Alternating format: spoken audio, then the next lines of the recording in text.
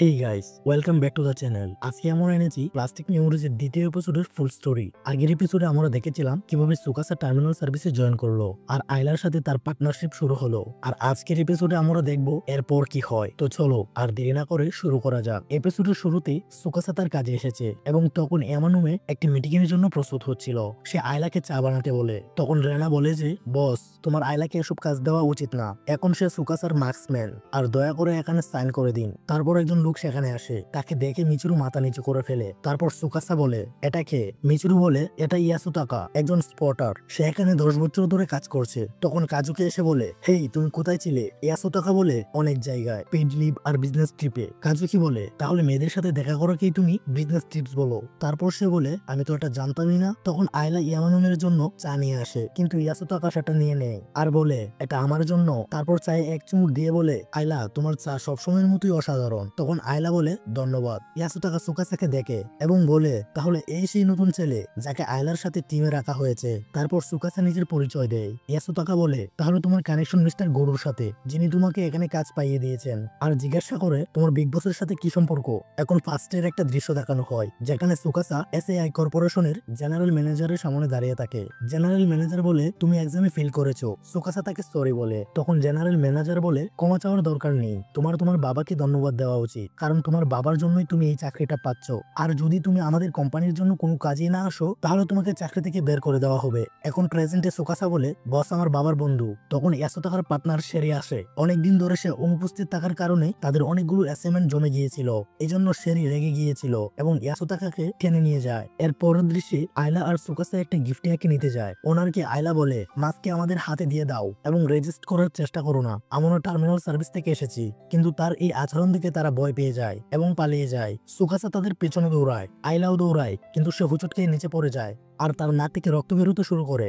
সুকাসা তখন তার রুমাল দিয়ে তার নাকের রক্ত মুছে দেয় এবং পাশে দাঁড়িয়ে থাকা মানুষদের দেখে বলে মনে হচ্ছে আমাদের আরেকটা অ্যাপোলজি লেটার লিখতে হবে। এরপর মিচিরু সবার কাছে মাপ চায় এবং তাদের গাড়িতে তুলে নিয়ে যায়। মিচিরু রাগান্বিত হয়ে বলে এটা কতবার হলো? সুকাসা বলে তৃতীয়বার। মিচিরু বলে আমি বিশ্বাস করতে পারছি না, তুমি এগ্রিমেন্ট ফর্ম সাইন করতে টানা 3বার ফেল করেছো। সুকাসা বলে সরি। মিচিরু বলে এমন ছেলের কাছ থেকে আমি আর কি আশা করতে পারি যে চাকরিটা রেফারেল দিয়ে পেয়েছে কোনো পরিশ্রম ছাড়া। তখন আইলা কিছু বলতে চাচ্ছিল, কিন্তু সুকাসা বলে আমি নেক্সট টাইম থেকে খেয়াল রাখবো। এর পরের সিনে মিচিরু সুকাসার কমপ্লেইন করছে।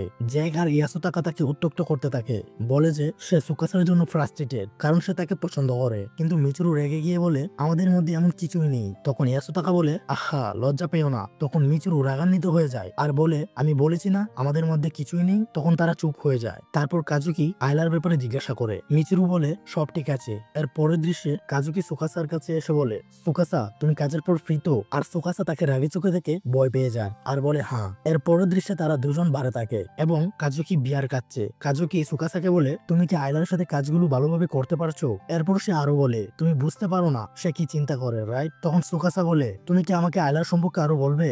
তুমি তো ওর পার্টনার ছিলে, তাই না? তখন কাজুকি বলে আমি যদি তার সম্পর্কে বলিও তবে এটা কোনো কাজে আসবে না। সে আরো বলে যখন তোমাদের কাজ বিগড়ে যায় এটার জন্য আইলা দায়ী, তাই না? তবুও তুমি আইলার পাশে থেকো। তারপর কাজুকি বলে আমি এই কাজ 10 বছর ধরে করছি আর এখনো এর উত্তর পাইনি, কেন মেমোরি ডিলিট করে দেয়? এটা শুনে সুকাসা আইলার কথা মনে করে। তখন কাজুকি তাকে ধরে বলে তুমি শুনছো তো? তখন ইয়াসুতাকা সেখানে এসে যায়। সুকাসা বলে তুমি এখানে? ইয়াসুতাকা বলে আমি এখানে রুজি আসি। তারপর কাজুকি বেশি খাওয়ার কারণে অজ্ঞান হয়ে যায়। সুকাসা বলে এখন কি করব? ইয়াসুতাকা বলে আপাতত আমি তাকে বাড়ি নিয়ে যাব, সবসময় যেমন করি। পরের দিনে এখন সুকাসা অফিসে আসে। এসে কম্পিউটারে দেখে যে একটা মেসেজ যেখানে লেখা থাকে যে আইলা ইউনিট টেস্টিং রুমে আছে। সে সেখানে গিয়ে আইলাকে স্ক্রিনে দেখে যে সে পুলে আছে। সে ভিতরে গিয়ে এক মেয়েকে দেখে যে বলে আমরা ইন হাউস ইঞ্জিনিয়ার টার্মিনাল সার্ভিসের, আমার নাম ইরু আর এটা মাস্টার মিকিজিরু। সুকাসা জিজ্ঞাসা করে আইলা কি করছে। ইরু জানায় যে তারা তার ফিজিক্যাল স্কিল চেক করছে এবং বলে সে আজকাল এখানে বেশি আসছে যখন থেকে সে তোমার পার্টনার হয়েছে, কিন্তু ট্রেনিং এর সময় সে নিজের শরীরের উপর বেশি চাপ দিচ্ছে। তখন আইলা পানি থেকে উঠে আসে আর তারা দুজন বেঞ্চে বসে। সুকাসা জিজ্ঞাসা করে তুমি ট্রেনিং শুরু করলে কেন? আইলা জানায় সে অ্যাসাইনমেন্টের কাজ ঠিকমতো করতে পারছে না এবং সুকাসাকে কোনো অসুবিধায় ফেলতে চায় না এবং সে যেন আগের মতন হতে পারে, তাই সে ট্রেনিং করছে। সুকাসা বলে তোমার ভিন্ন স্ট্র্যাটেজি ব্যবহার করা উচিত, আর বলে আমি ওনারের সাথে কথা বলবো তোমার বদলে। আইলা বলে কিন্তু তুমি তো স্পটার, এটা তোমার কাজ না। কিন্তু সুকাসা বলে আমি জানি, কিন্তু আমরা একটা টিম, তাই আমাদের একে অপরকে সাহায্য করা উচিত। তারপর আইলা রাজি হয় এবং বলে আমাকে রেস্ট রুমে যেতে হবে, এবং যেতে যেতে আইলা সুকাসাকে ধন্যবাদ দেয়। এখন মিচুরুকে দেখানো হয় সে সুকাসার কথা ভাবছে, আর পরের দিন আইলার কাছে গিয়ে বলে তুমি সুকাসার ব্যাপারে কি ভাবো।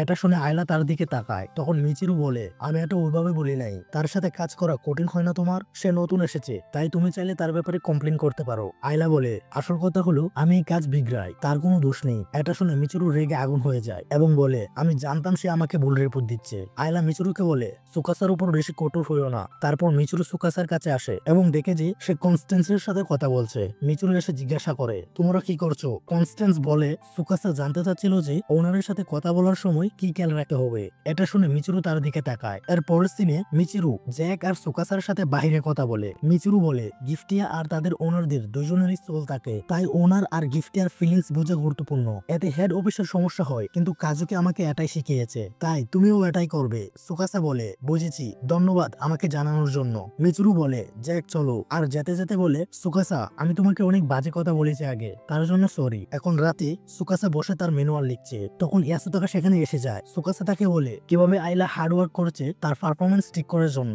কিন্তু ইয়াসুতাকা বলে এটা করে কোনো লাভ নেই, সে যতই ট্রেনিং করুক না কেন। সুকাসা বলে মানে কি। ইয়াসুতাকা বলে তুমি তার ফিজিক্যাল ডেটা দেখেছো তো, তাই না, সেটা ক্রমেই কমে যাচ্ছে। সুকাসা বলে তাই তো সে ট্রেনিং করছে। ইয়াসুতাকা আবার বলে গিফটিয়াদের এমন ভাবে প্রোগ্রাম করা হয় যে তারা কখনো কিছু বলে না, তাই তার আগের মতো স্কিল পাওয়া সম্ভব না, তার ট্রেনিং এর কোনো লাভ হবে না, সে যেমন আছে তেমনই থাকবে, এটা সে নিজেও জানে। পরের দিনে আইলা আবার ট্রেনিং করছে এবং সুকাসা তাকে দেখছে। তখন সুকাসার মনে পড়ে যখন সে তাকে থ্যাংক ইউ বলেছিল, তারপর সে সেখান থেকে চলে যায়। এর পরের দৃশ্যে সুকাসা সেই লোকের কাছে যায় যে তাদের দেখে পালিয়ে গিয়েছিল। সুকাসা বলে ওয়েট, আমরা টার্মিনাল সার্ভিস থেকে এসেছি এবং মাছকে ফিরিয়ে নিতে এসেছি। আর এবার সুকাসা বিষয়টা হ্যান্ডেল করে ফেলে এবং গিফটিয়া রিট্রিভাল সম্পূর্ণ হয়। এর পরের দৃশ্যে ইয়াসুতাকা কাজুকিকে বলে এটা কি সুকাসার রিপোর্ট। কাজুকি বলে হ্যাঁ, সে আইলার সাথে অনেক কমফোর্টেবল, যতটা আমি ভেবেছিলাম তার চেয়েও বেশি। ইয়াসুতাকা বলে এটা তো ভালো খবর, যাই হোক আমি অবাক হয়েছি তুমি তাকে বলনি। কাজুকি বলে মানে কি। ইয়াসুতাকা বলে তুমি নাটক করছো তাই না, তুমি তাকে বলনি যে আইলার লাইফ স্প্যান শেষ হয়ে যাবে 2000 ঘন্টার মধ্যে, এবং এর সাথে এপিসোড এখানেই শেষ হয়। তো গাইস, যদি ভিডিওটা ভালো লেগে থাকে তবে লাইক আর কমেন্ট করে দাও, আর চ্যানেলে প্রথমবার এসে থাকলে সাবস্ক্রাইব করে দিও। আবার দেখা হবে নেক্সট ভিডিওতে।